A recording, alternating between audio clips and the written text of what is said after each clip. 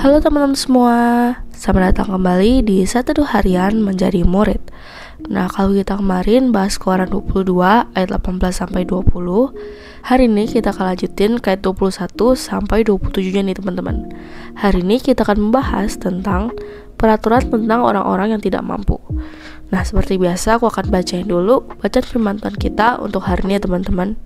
Keluaran 22 ayat 21 sampai 27. Peraturan tentang orang-orang yang tidak mampu. Janganlah kau tindas atau kau tekan seorang orang asing, sebab kamu pun dahulu adalah orang asing di tanah Mesir. Seseorang janda atau anak yatim janganlah kamu tindas.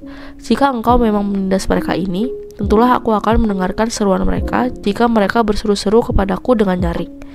Maka murkaku akan bangkit dan aku akan membunuh kamu dengan pedang, sehingga istri-istrimu menjadi janda dan anak-anakmu menjadi yatim. Jika engkau meminjamkan uang kepada salah seorang dari umatku, orang yang miskin di antaramu, maka janganlah engkau berlaku sebagai seorang penagih hutang terhadap dia. Janganlah kamu bebankan bunga uang kepadanya. Jika engkau sampai mengambil jubah temanmu sebagai gadai, maka haruslah engkau mengembalikannya kepadanya sebelum matahari terbenam. Sebab hanya itu saja penutup tubuhnya, itulah pemalut kulitnya. Pakai apakah ia pergi tidur? Maka apabila ia berseru-seru kepadaku, aku akan mendengarkannya, sebab aku ini pengasih. Ya, demikian teman-teman bacaan firman Tuhan kita untuk hari ini. Nah, sekarang kita langsung masuk ke satunya ya guys. Nah, oke. Di 21 isinya itu tentang hukum yang menentang penindasan terhadap orang asing. Nah, saat itu guys, umumnya di wilayah sekitaran Israel itu orang asing itu dipandang sebagai orang yang gak masalah banget kalau mau diejek, diganggu oleh penduduk asli. Nah, tapi hukum Musa memprotes keras praktik ini dan bahkan mewajibkan orang Israel untuk mengasihi orang asing yang tinggal di tengah-tengah mereka seperti diri mereka sendiri. Sebab kamu tahu hati orang asing. Kamu tahu perasaan yang dimiliki orang asing ketika mereka jengkel dan tertindas. Kamu tahu hal ini dari pengalamanmu sendiri yang menyedihkan. Dan oleh karena itu, kamu harus memiliki kelembutan atau empati atau simpati terhadap orang asing yang kamu jumpai. Wah, keren sih ya ini. Nah, lalu dari 22 sampai 24 adalah tentang hukum yang menentang penindasan terhadap janda dan anak yatim. Orang asing, janda, dan yatim piatu secara alamiah ditempatkan sebagai orang yang sama, yaitu sebagai pihak yang lemah dan tak berdaya, sama dengan orang asing. Mereka ini adalah objek khusus dari perhatian Allah. Ajaran negatif yang berlaku pada waktu itu ditindaklanjuti dengan berbagai aturan positif dalam hukum Musa yang berpihak pada janda dan yatim piatu yang banyak memperbaiki nasib mereka yang menyedihkan. Ini ada di Keluaran 23 ayat 11, di Imamat 19 ayat 9 dan 10, di Ulangan 14 ayat 29, di Ulangan 16 ayat 11 dan 14, di Ulangan 24 ayat 19 sampai 21, dan di Ulangan 26 ayat 12 dan 13. Secara keseluruhan, hukum-hukum ini tampaknya telah dipatuhi dengan cukup baik oleh bangsa Israel. Tetapi, ada saat-saat di mana terlepas dari hukum-hukum ini, para janda yang miskin mengalami banyak penindasan.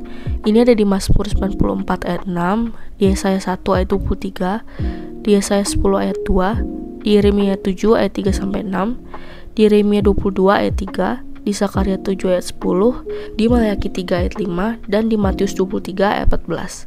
Para nabi mengecam kemunduran ini dengan sangat keras. Nah, di 22, janganlah kamu menindas.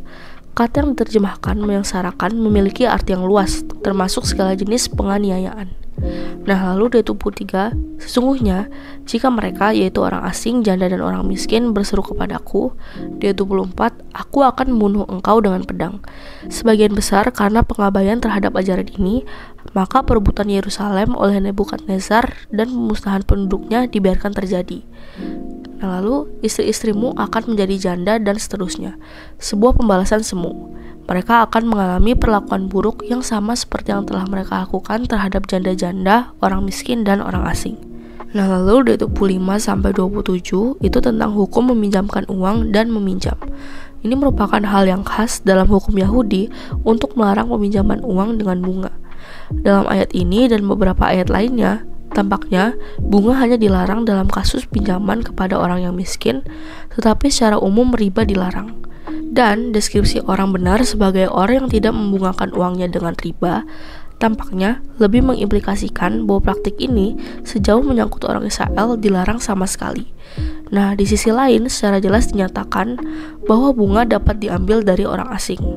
Nah, di ayat 26, jika engkau mengambil pakaian sesamamu untuk digadaikan, meminjamkan dengan jaminan, bisnis para pegadaian modern kita tidak dilarang oleh hukum Yahudi.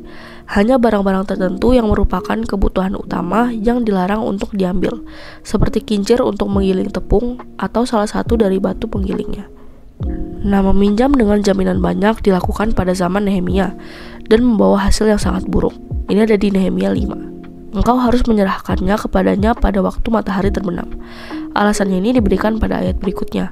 Karena tidak ada gunanya sama sekali untuk mengambil gadai itu jika harus segera dikembalikan untuk selamanya, maka kita harus mengandaikan adanya praktik penitipan pakaian itu pada siang hari dan diizinkan untuk memakainya pada malam hari.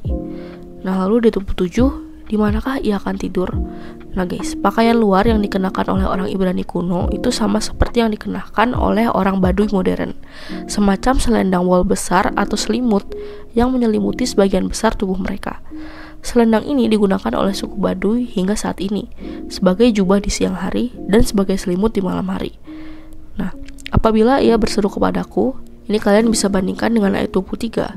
Apabila hukum itu dilanggar dan orang berseru kepada Tuhan, maka ia akan mendengar dan membalasnya. Jadi demikian teman-teman firman Tuhan kita untuk hari ini. Nah, sekarang aku mau kalian buat merefleksikan nih guys.